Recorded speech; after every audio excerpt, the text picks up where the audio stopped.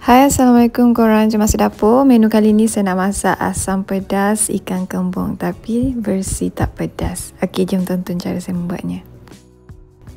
Okey, ni ada bahan yang dah disiapkan. Ada ikan kembung, daun kesum, air asam jawa, bendi, serai, bawang putih, bawang merah, kunyit hidup, halia, belacan dan cili kering. Okey, ni bahan yang saya nak blend kecuali serai.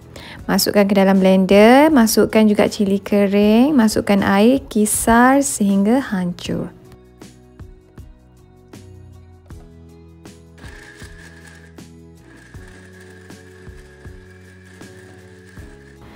Okey, ni hasil bahan kisar, nampak merah cantik. Okey, boleh panaskan minyak. Minyak ni kena cukup tau untuk tumis bahan yang dikisar tadi. Teruskan kacau sehingga pecah minyak. Masukkan juga 2 batang serai diketuk.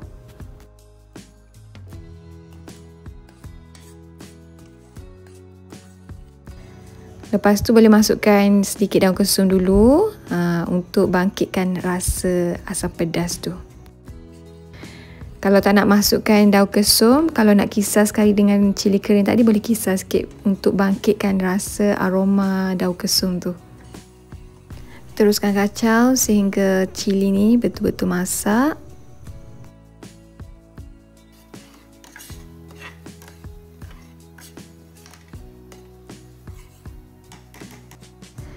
Lepas tu barulah masukkan air asam jawa secukupnya. Saya bancuh dalam satu mangkuk je. Lepas tu saya tambahkan air biasa secukupnya juga.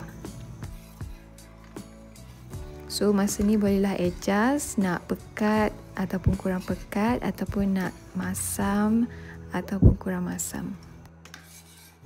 Kalau pedas tu memang saya kurang pedas lah. Saya guna cili kering yang besar. Kalau nak pedas boleh gunakan cili kering kerinting ataupun boleh tambahkan sedikit cili padi. Lepas tu boleh masukkan perasa, garam, gula, ajinomoto secukupnya. Teruskan kacau sehingga kuah ni betul-betul masak.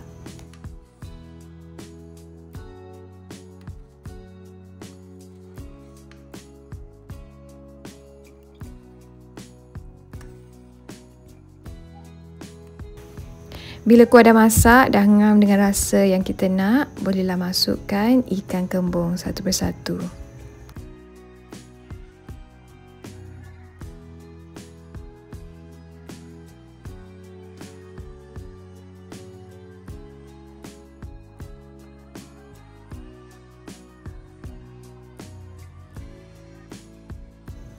Boleh terus masukkan bendi. Sebab ikan ni cepat masak, so kita boleh masukkan terus bendi ni, nanti dia akan mendidih bersama dengan ikan tu. So sama-sama masak lah nanti. Masukkan juga daun kesum.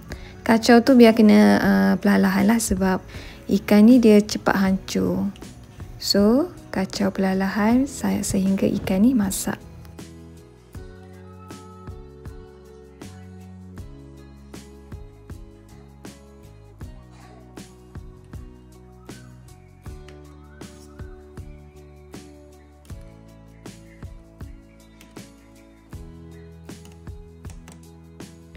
Selain daripada ikan kembung, nak guna ikan-ikan lain pun boleh, tak ada masalah.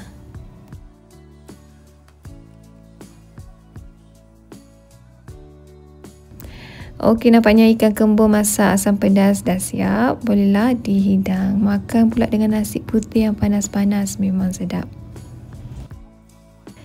Dan ada lauk sampingan tu, telur dadah. Boleh makan dengan asam pedas ni. Okeylah korang, itu saja perkongsian daripada saya untuk kali ni. Thank you korang for watching. Jangan lupa tekan like, subscribe serta tekan button notification sekali supaya korang tak terlepas menu-menu yang saya akan kongsikan nanti. Thank you korang for watching. Bye. Jumpa lagi.